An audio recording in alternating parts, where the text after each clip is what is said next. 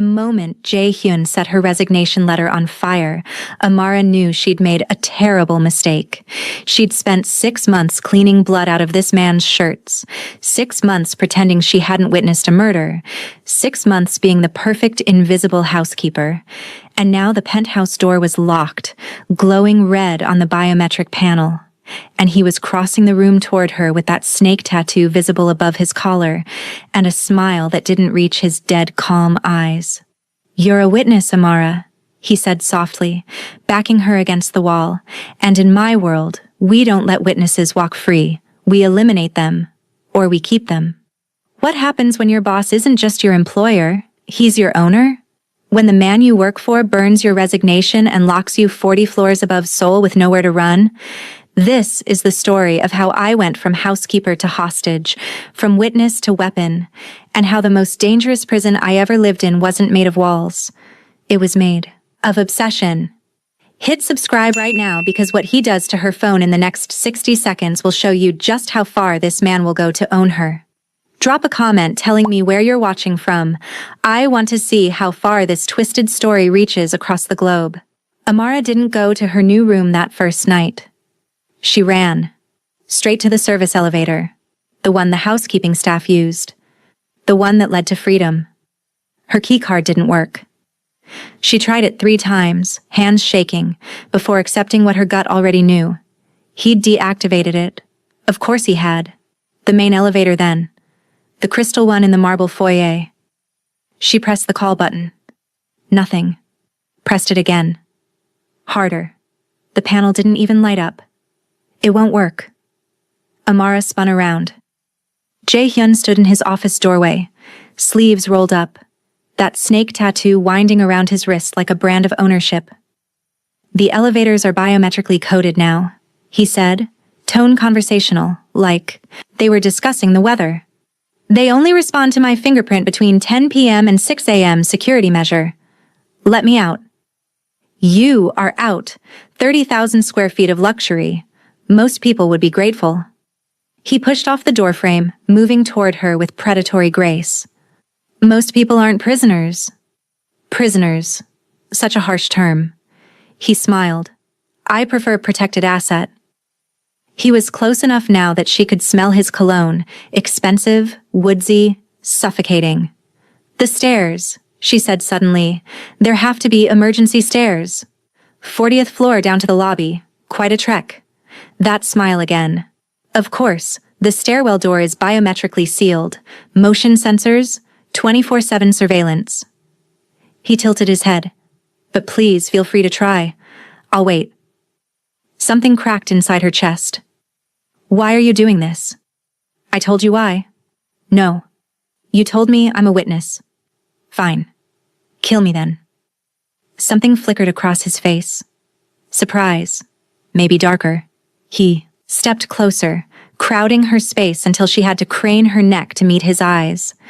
"If I wanted you dead, you would have been dead 3 months ago. Bullet in your head, body in the Han River before sunrise." His voice went soft, almost tender. "But I didn't. You know why?" She couldn't speak. Could barely breathe. "Because you fascinate me. 6 months of scrubbing blood and asking no questions. 6 months of being the perfect invisible mouse. And then you saw me kill a man, and you still showed up the next morning. Made my coffee. Ironed my shirts. Pretended nothing changed." His hand came up. She flinched. But he only brushed his thumb across her cheek.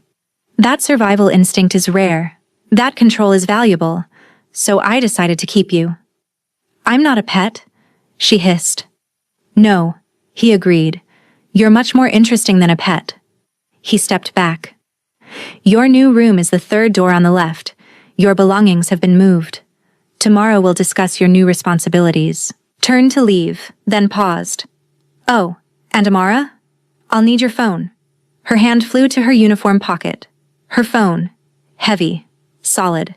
Her last connection to the outside world. "No." He turned back, eyebrows raised. "No. It's mine. You can lock me in here. Control the elevators, but you can't have my phone." For a long moment, he just looked at her. Then he held out his hand, palm up. Give me the phone, Amara. No. He moved so fast she didn't have time to react. One moment he was 3 feet away, the next his hand was in her pocket, pulling out her phone. She grabbed for it, but he held it high above her head, effortlessly out of reach. Give it back. Who are you going to call? His voice was maddeningly calm. The police? I own half the force. Your friends? They'll tell you to quit, which we've established isn't an option. Your family? He said the last word differently, like he knew something. Amara went still. Jae-hyun's smile was sharp as a blade. Yes, I know. About your father. About his gambling problem. About the $200,000 he owes to some very dangerous people in Seoul. Did you really think it was coincidence that I hired you? The floor tilted beneath her feet. You see, Amara, you were never just a housekeeper. You were collateral. Your father sold you to pay off a fraction of his debt, and I bought you because you were worth more than the money. He dropped her phone on the marble floor. The screen shattered on impact. Before she could process what he'd done, he pulled a new phone from his pocket. Sleek, black, still in packaging. This is yours now. Top of the line. Completely untraceable. He pressed it into her hands. I've already programmed my number. It's the only number you'll need. Amara stared at the phone in her hands, then at the shattered remains of her old life scattered across the floor. I hate you, she whispered. I know, he said, almost sympathetic. Get some rest. You look exhausted. This time, when he walked away, she didn't try to stop him. The room was obscene. King-sized bed with Egyptian cotton sheets. Bathroom bigger than her old apartment. Walk-in closet filled with designer clothes she'd only seen in magazines. None of it was hers. All of it was a gilded cage. Amara sat on the edge of the bed and finally let herself cry. 3 days passed. 3 days of testing every exit. The windows didn't open. Safety feature. The service entrance needed a code she didn't have. Even the garbage chute was biometrically sealed. Every avenue led to the same conclusion. She was trapped. On the 4th day, Jae-hyun summoned her. The new phone buzzed. My office. Now. When she arrived, he was standing by the window, hands in pockets, silhouetted against Seoul's skyline. You wanted to know why, he said without turning. Why I'm keeping you. Why I didn't just kill you. You already told me. I'm a witness. That's part of it.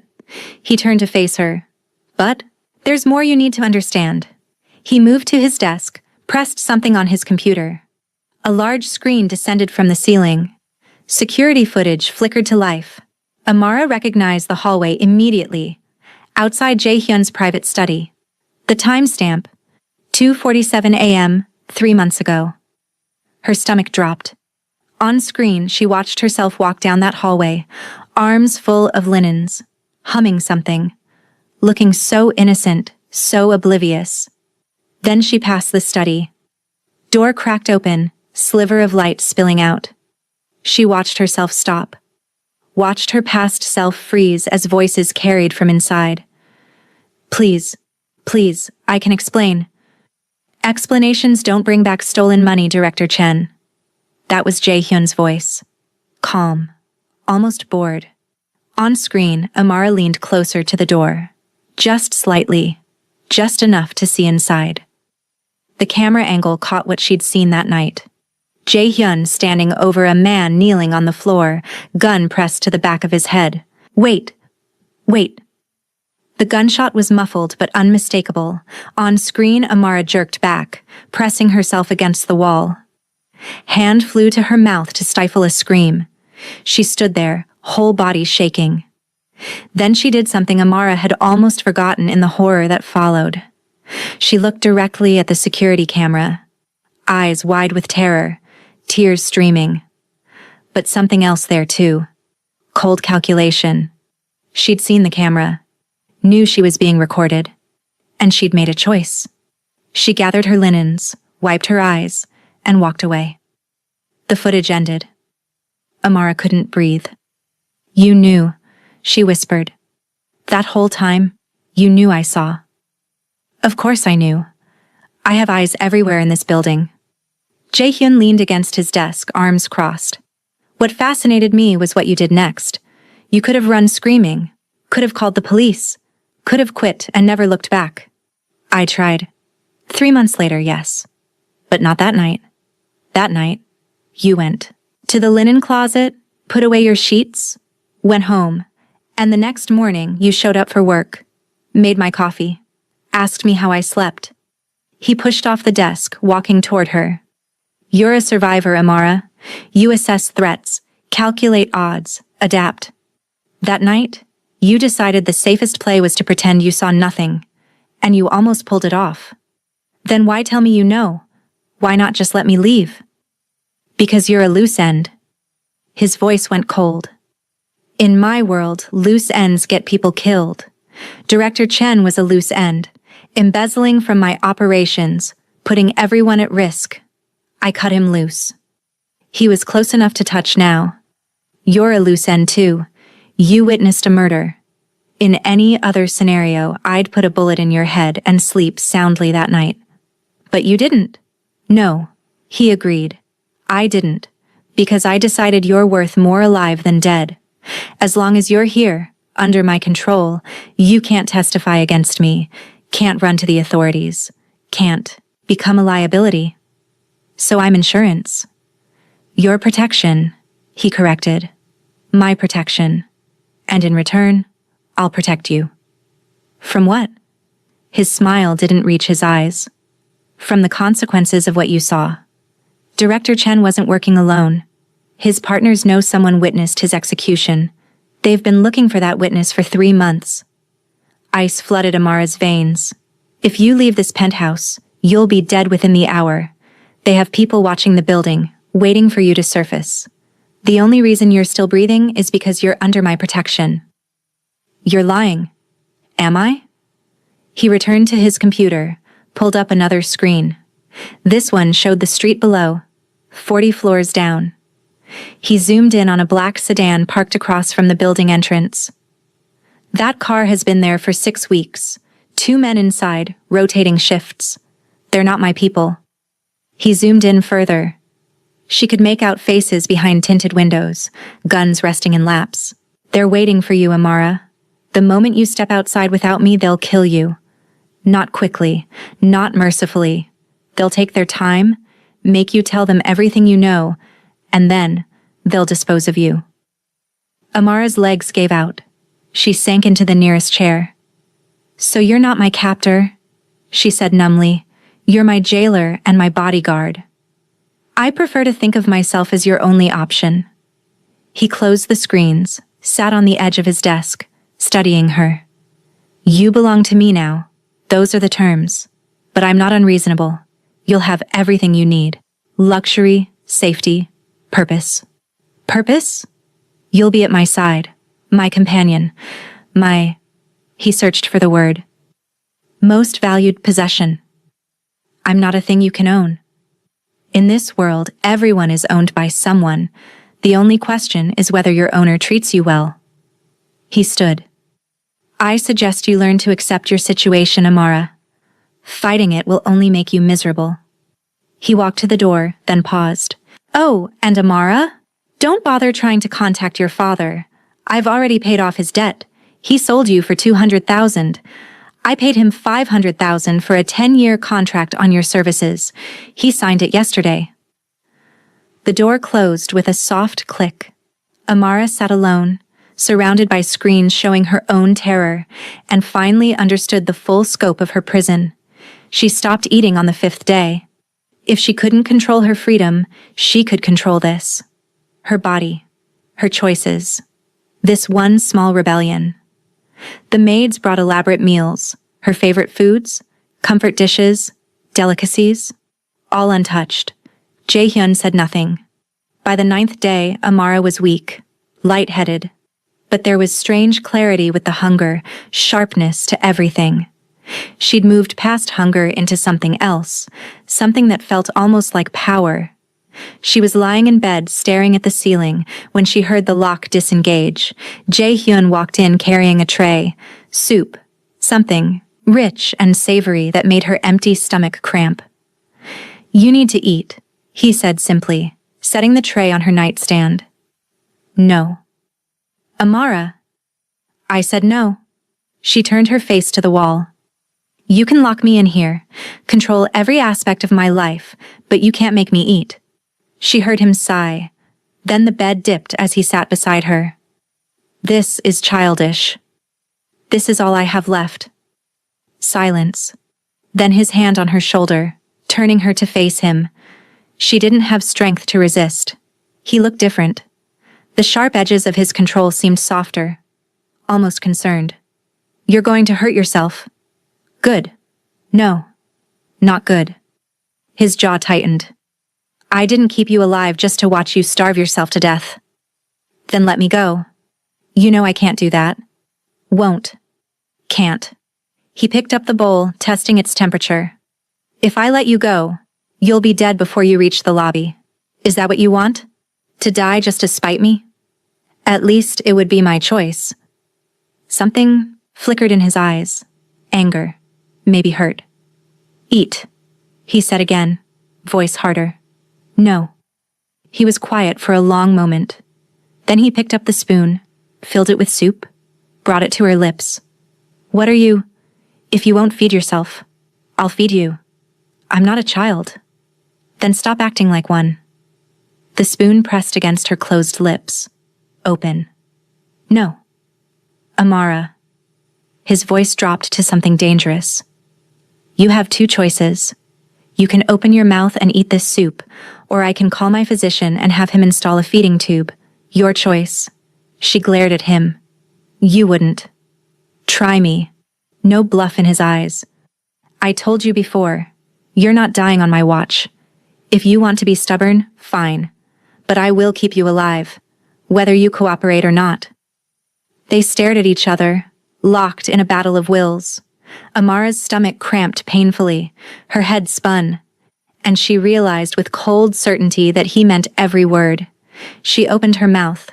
By the third week, Amara had explored every inch of her prison. Mapped guard rotations, tested locks, examined windows. All leading to the same conclusion: escape was impossible. Unless she got creative. The penthouse had a wraparound balcony, 40 floors up, but outside. There had to be a way to signal someone. She waited until 3 a.m. when Jae-hyun was locked in his study. Then she slipped onto the balcony. Seoul's skyline glittered like scattered diamonds. The air was cold, sharp, clearing her head. She could see other buildings, other lit windows, other people living free. There, across the way. Another high-rise, maybe 200 meters. Lights in windows, movement behind glass. Amara waved her arms, jumping, trying to make herself visible. Nothing. She tried again, more frantically. Someone had to see her. Someone had to. A light flicked on in one of the windows across the way. Yes. Yes. She waved harder, hoping whoever it was would see her distress. Call for help. Would. The figure, in the window, waved back. Amara's heart soared for exactly 2 seconds. Then the figure raised something to their shoulder. Something long and cylindrical. A rifle. The sniper waved again, cheerful and casual, like greeting a neighbor. Amara stumbled backward, blood ice cold. "I see you've met Park." She spun around. Jae-hyun stood in the doorway, leaning against the frame in shirt sleeves, utterly unsurprised. "He's one of my best marksmen, 3rd-generation military. Could put a bullet through your eye from that distance without breaking a sweat." He walked onto the balcony, joining her at the railing. "I have 6 snipers positioned in surrounding buildings. They rotate shifts, maintain surveillance, ensure no one approaches this penthouse without my knowledge." He pointed to another building. "Kim is over there. Former Special Forces. Another direction. Lee is positioned there. Olympic biathlon medalist." Amara felt sick. "You thought you could signal for help?" Jae-hyun continued, tone almost sympathetic. "That someone would see a woman on a balcony and think she's in danger. But everyone who can see you works for me, Every window, every rooftop, every sightline. I control it all. He turned to face her. This is my city, Amara, my kingdom. There is no help coming, no rescue. Only you and me and the choices you make within those parameters. Across the way, the sniper park waved one more time, then his light went dark. Come inside, Jae-hyun said, voice softening slightly. It's cold out here. For the first time since this nightmare began, Amara felt something break inside her. Not her will, but her hope. She followed him inside without a word. The dinner party was announced with 2 days' notice. Wear the black dress, Jae-hyun told her over breakfast, the one with the high neck, and the diamond earrings. I'm not going to a party with you. Yes, you are. He didn't look up from his newspaper. I'm hosting business associates tonight. You'll be at my side. As what? Your captive? Your property? As my companion. He folded the paper, looked at her. These are dangerous men, Amara. They respect power and prey on weakness.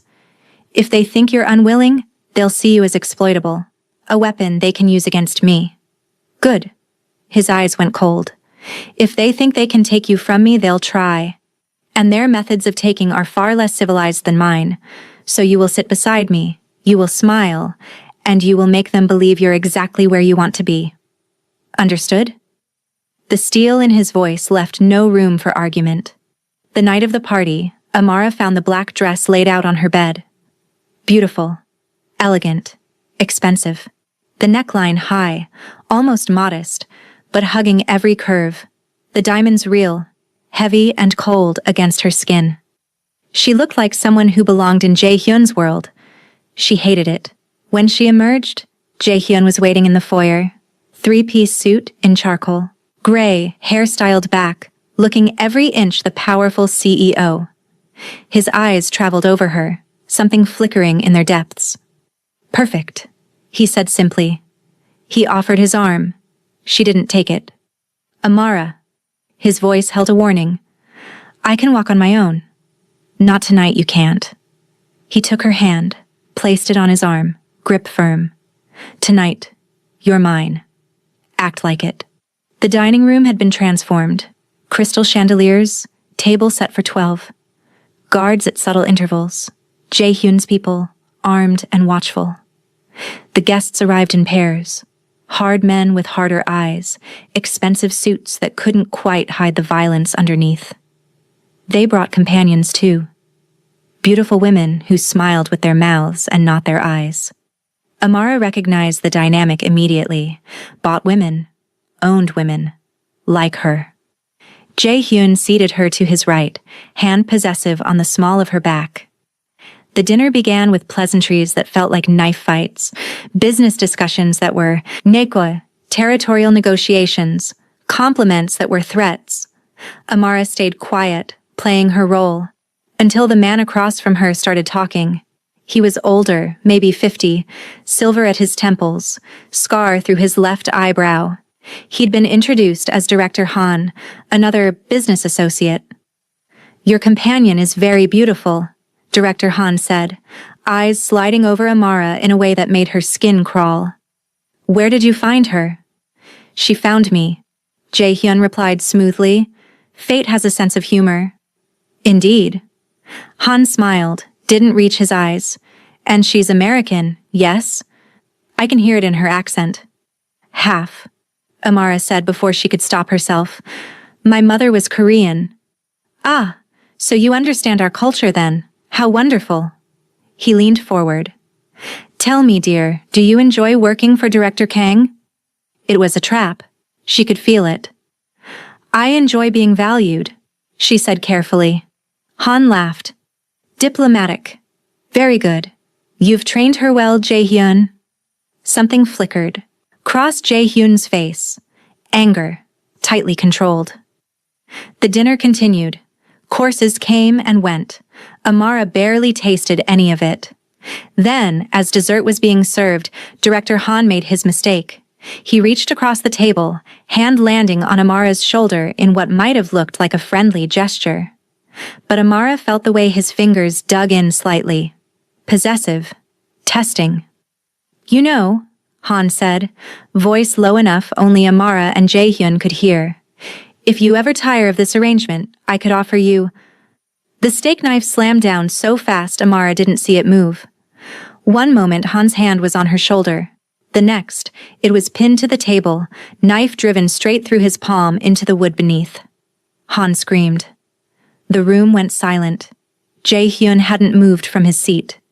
His expression was calm, almost bored. His hand still on the knife handle, pressing down to keep it embedded. Director Han? He said pleasantly. I don't share my food, or my possessions. Han's face was white with pain and rage. You can't... I just did. Jaehyun twisted the knife slightly. Han screamed again. Now, you're going to remove your hand from my table. Well, I'll remove it for you, I suppose, and you're going to apologize to my companion for your disrespect. The knife twisted again. Wrong answer. Blood pooled on the white tablecloth. The other guests watched with detached interest of people who'd seen this show before. Finally, Han gasped out, I apologize. Good. Jaehyun yanked the knife free. Han clutched his bleeding hand to his chest, staggering backward. His guards moved forward, but he waved them off, eyes burning with humiliation and rage. This isn't over, Kang. It is. Jaehyun wiped the blood from the knife with his napkin, completely unconcerned. And if you ever touch what's mine again, I won't stop at your hand. Are we clear? Han didn't answer. Just turned and stalked toward the door, his people following. The moment he was gone, the room released a collective breath. Jaehyun turned to his remaining guests. My apologies for the interruption. Please, enjoy your dessert. And just like that, conversation resumed. Like nothing happened. Like there wasn't blood soaking into the tablecloth. Amara sat frozen, shoulders still warm from where Han had touched her, mind trying to process what she'd just witnessed. Jaehyun leaned close, lips brushing her ear. Remember what I told you, he whispered. In this world, you belong to me, and I protect what's mine. His hand found hers under the table, fingers lacing together. It should have felt like a threat. Somehow, it felt like a promise. But Amara didn't know yet that Director Han's humiliation would cost them both everything, that the blood on the tablecloth was just the beginning. That in 3 days, she'd discover the devastating truth about why she'd really been hired. Because there's one thing I haven't told you yet. What about that contract her father signed? And when Amara finds out, it will shatter everything she thought she knew about her value, her father, and whether she was ever anything more than merchandise. Hit that subscribe button if you want to see what's in that file. Comment trapped if you're still watching. Because what happens next will change everything. The file shouldn't have been there. Amara had been summoned to Jaehyun's office to retrieve documents, a mundane task that felt almost normal after weeks of captivity. He'd stepped out to take a call, leaving her alone at his desk. That's when she saw it. A manila folder, slightly askew. Her name written across the tab in neat Korean characters. Bagamara. Park Amara. Her hands shook as she opened it. The first document was a contract, dense legal language in Korean and English. But certain phrases jumped out like brands. Transfer of debt obligation, collateral agreement, 10-year service contract. And at the bottom, 2 signatures. Kang Jaehyun's precise, confident scrawl, and her father's shaky, desperate handwriting. The next page was a bank transfer receipt. $500,000, wired to an account in her father's name. Date: 3 weeks before she'd been hired. 3 weeks before she'd thought she'd landed a miracle job. She'd been sold. Like livestock. Like property. The document swam before her eyes as tears blurred her vision. Background checks, medical records, even a psychological evaluation. Jaehyun had researched her like an investment, assessed her value like a commodity. Find what you were looking for? Amara spun around. Jaehyun stood in the doorway, phone in hand, expression unreadable. You bought me. Her voice came out raw, broken. My father sold me like I was furniture and you bought me. I paid his debt, yes. $500,000. She laughed, sounded hysterical. Is that what I'm worth? The going rate for a human being? Amara. Don't. She held up a hand, rage flooding through her. Don't you dare try to explain this. Don't try to make it sound reasonable. She threw the folder at him. Papers scattered like broken dreams. I thought... Her voice cracked. I thought at least the job was real, that I'd earned it somehow, that someone had seen value in me. But it was all a lie. I was just a transaction, a debt payment. Jae-hyun set his phone down slowly. It started as a transaction, yes. Started? She laughed bitterly. What is it now? Romance. Love. Necessity. He stepped into the office, closing the door. Your father owed money to the Bam Bam crew. Vicious people. They would have killed him slowly to make an example. He came to me, begging for help. So you took his daughter instead? I offered him a choice. I would pay his debt if he agreed to a service contract. You would work for me for 10 years. He agreed before I even finished the sentence. Something inside Amara snapped. She crossed the distance in 3 strides and slapped him. The crack of her palm against his face echoed through the office.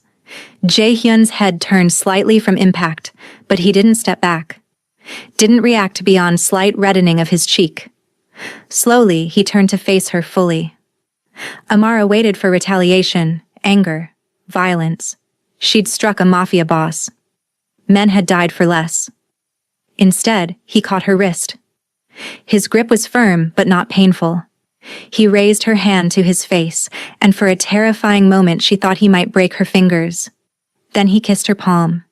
The gesture was so unexpected, so intimate, that Amara froze.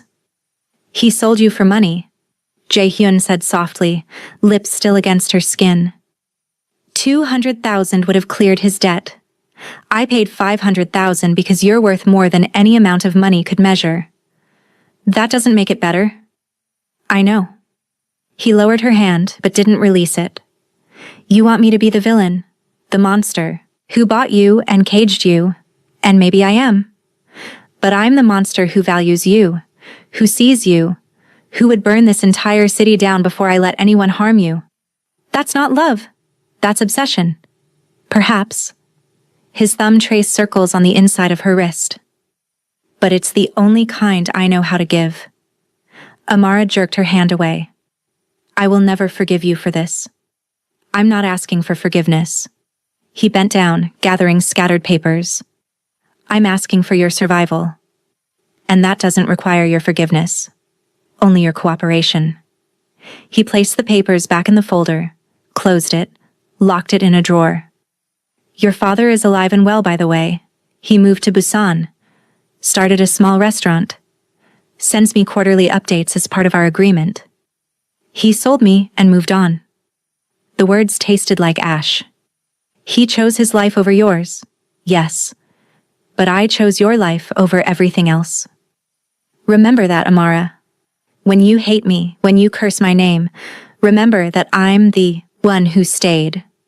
He walked past her, pausing at the door. You're free to hate me, but you're mine regardless. That contract doesn't expire for 9.5 more years. The door closed with quiet finality. Amara sank into his chair, surrounded by evidence of her own worthlessness, and wondered if any part of her life had ever truly belonged to her. But she had no idea that in less than 12 hours, everything would change. That Director Han's rage would come back with 40 armed men. That she'd watch Jae-hyun bleed. That she'd have to choose between freedom and the man who'd caged her. The attack came on a Tuesday night. Amara was in her room when the first window exploded. Glass shattered inward with a sound like the end of the world. She threw herself to the floor, book tumbling from her hands. Then came the gunfire. Rapid bursts, close and terrifyingly loud. Shouts in Korean. Heavy thud of bodies hitting the floor. Amara crawled toward her bathroom, only thought to find cover, hide, survive. She didn't make it 3 feet before her door slammed open. Jae-hyun stood there, gun in hand, usually perfect hair disheveled. Blood on his shirt. She couldn't tell if it was his. "Stay down," he barked. "What's happening?" They breached the perimeter. He was across the room in seconds, hauling her to her feet. "We need to move. Now." More gunfire erupted. Closer this time, his guards shouting, returning fire. Jae-hyun pushed her toward the door, body angled to shield her. They made it to the hallway before windows there exploded too. Bullets tore through air. One hit the wall inches from Amara's head, sending up spray of plaster. "Down!" Jae-hyun shoved her to the floor and covered her body with his. She felt his weight pressing her into expensive carpet. Felt his heart hammering against her back. Felt the exact moment a bullet grazed his shoulder, because his whole body went rigid. "Jae-hyun, I'm fine." His voice was strained. "Stay down. Don't move." The firefight raged around them. Amara couldn't see, could only hear chaos, gunshots, screaming, heavy crash of something hitting the floor. Then, abruptly, silence. Somehow worse than the noise. Jae-hyun lifted himself slightly, still keeping her covered. "Report," he called out. "Perimeter secure, sir?" One of his guards, voice tight. "4 hostiles down, we lost 2 men. The rest?" "Retreated. For now." Jae-hyun exhaled slowly, then carefully climbed to his feet. He offered Amara his hand. She took it, legs shaking so badly she could barely stand. That's when she saw the blood. His white shirt soaked red at the shoulder, stain spreading. "You're hurt." "It's nothing." He was already moving, pulling her toward his office. "A graze. I've had worse." His office was untouched, protected by reinforced glass. He locked them inside, finally released her, moved to his desk to access security screens. "Who are they?" Amara asked. Her voice sounded distant. "Han's people.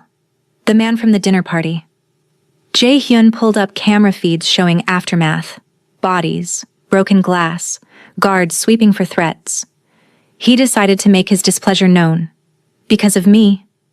The realization hit like a physical blow. "Because you stabbed his hand over me. Because he's weak and stupid and thought he could challenge me." Jae-hyun pressed a hand to his shoulder, wincing. "You were just the excuse." But Amara saw the truth in the bodies on screen, in blood soaking his shirt, in the haunted look he thought he was hiding. She was the reason. People had died tonight because she was here, because Jae-hyun had claimed her, because she'd become a weakness his enemies could exploit. "This is going to happen again," she said quietly. "Isn't it? As long as I'm here, they'll keep coming." Jae-hyun turned from the screens. For the first time since she'd known him, he looked tired. Almost human.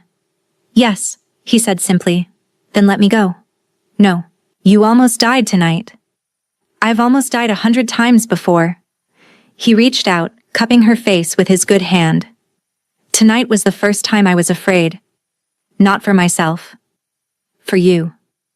His thumb brushed across her cheek, and she realized she was crying. When those windows shattered, when those bullets started flying, all I could think was that they might hit you, that I might be too slow, that I might have to watch you die and be powerless to stop it. So let me leave. Let me be free of this. I can't. His forehead dropped to rest against hers. "I know I should. I know keeping you here is selfish and dangerous and wrong, but I can't let you go, Amara. I won't." When she woke the next morning, everything had changed. Amara found Jae-hyun in the foyer, dressed in fresh suit despite bandage beneath his collar. He was placing something on the entrance table. An envelope. Thick and official-looking. "What's this?" she asked. He didn't look at her. "Plane ticket. First class to New York. Leaves in 4 hours." The world tilted. "What?" "There's also $50,000 cash. Enough to start over. More will be wired once you're settled." He finally turned to face her. Expression carefully blank, but his eyes hollow. "You're letting me go?" Amara couldn't process it. "Just like that?" I had time to think last night, while the medic was stitching my shoulder. He gestured at bandage. You were right. As long as you're here, you're a target. Eventually, they'll succeed. So this is about protecting me. This is about admitting I can't. His voice was flat. I can't protect you and run my operations. Can't watch you every second. Can't guarantee your safety. Last night proved that. He picked up the envelope, held it out. So you're free. The contract is void. Your father's debt is paid. No strings attached. You can walk out and never look back. The airport was exactly as she remembered. Crowded, impersonal, people rushing toward futures. Amara sat in first-class lounge, ticket burning a hole in her purse. Cash tucked in her bag, along with few possessions from the penthouse. She should have felt relieved, ecstatic, free. Instead, she felt hollow. Her flight boarded in 20 minutes. Passport, ticket. Future waiting in a city she used to call home. All she had to do was stand and walk to the gate. She couldn't move. The lounge television played news. Amara had been ignoring it until she heard his name. Breaking news in Seoul's financial district. Kang Jae-hyun, CEO of Kang Industries, reportedly under siege at his penthouse headquarters. Sources say rival gang factions launched a coordinated attack. Amara's head snapped up. Screen showed aerial footage of Jae-hyun's building. Police barricades, SWAT teams, smoke, dark smoke billowing from upper floors. At least 40 armed assailants breached security, police calling it gang warfare. No word on casualties, but sources say he's still inside. The envelope fell from her lap. He'd sent her away knowing this was coming. Pushed her out, given her freedom, sent her to safety because he knew he was about to die. Authorities advise avoid the area. Situation extremely dangerous. Amara was moving before she made a conscious decision. She grabbed her bag and ran. Behind her, the gate agent called her name, announcing final boarding for flight 2847 to New York. She didn't look back. Getting back was harder than anticipated. Streets blocked, police everywhere. Amara ditched the taxi 6 blocks away and ran. She had her key card, the one Jae-hyun gave her that first night, the one she'd kept as reminder of her prison. Now it might be her only way back in. Service entrance around back, the one maintenance used. The key card worked. Amara slipped inside, into stairwell, started climbing. 40 floors had never seemed so far. By 20th floor, lungs burning. By 30th, legs like lead. She could hear gunfire above, muffled but unmistakable. She kept climbing. 38th floor, she nearly ran into one of Jae-hyun's guards, what was left of him. Slumped against wall, eyes staring at nothing. Amara pressed hand to mouth, kept moving. 40th floor was chaos. Bodies. Blood. Bullet casings like confetti. Beautiful penthouse destroyed, windows shattered, furniture overturned, art riddled with holes. And silence. Gunfire had stopped. Amara crept forward, heart in throat, following trail of blood to Jae-hyun's office. Door closed, locked from inside. Jae-hyun? She called. Jae-hyun? No answer. She pounded on door. Jae-hyun, it's me. It's Amara. Open the door. Still nothing. Panic flooded through her. He was in there. He had to be. Unless they'd already. The lock disengaged with soft click. Amara shoved the door open. Jae-hyun sat behind his desk, exactly where she'd seen him 1,000 times. But wrong. All wrong. Blood soaked his shirt. Side, shoulder, arm. Gun on desk, empty magazine beside it. He looked up when she entered. Surprise in his eyes would have been comical in any other situation. You missed your flight, he said weakly. Amara crossed to him. You sent me away to die alone. I sent you away to live. He coughed, blood flecked his lips. How did you get back? I ran. Did you really think I'd just get on a plane and leave you? Yes. He caught her hand, grip weak but insistent. You were supposed to be safe. That was the whole point. The point was you being a martyr. She applied pressure to his wounds. He hissed in pain. Where's your first aid kit? Bathroom, cabinet under sink. She ran, found military-grade kit, ran back. Jae-hyun had slumped forward, head on desk. Don't you dare die on me, Amara ordered, pulling him upright. You don't get to push me away and then give up. She worked methodically. Gauze, pressure, bandages tight enough to slow bleeding. You came back, Jae-hyun whispered.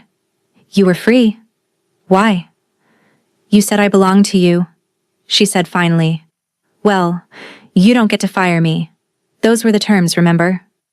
Ghost of smile touched his lips. That contract was void. Then I'm writing a new one. She stood, scanning his office. Where do you keep the guns? She found the arsenal, grabbed a handgun, checked magazine, turned back. What are you doing? What does it look like?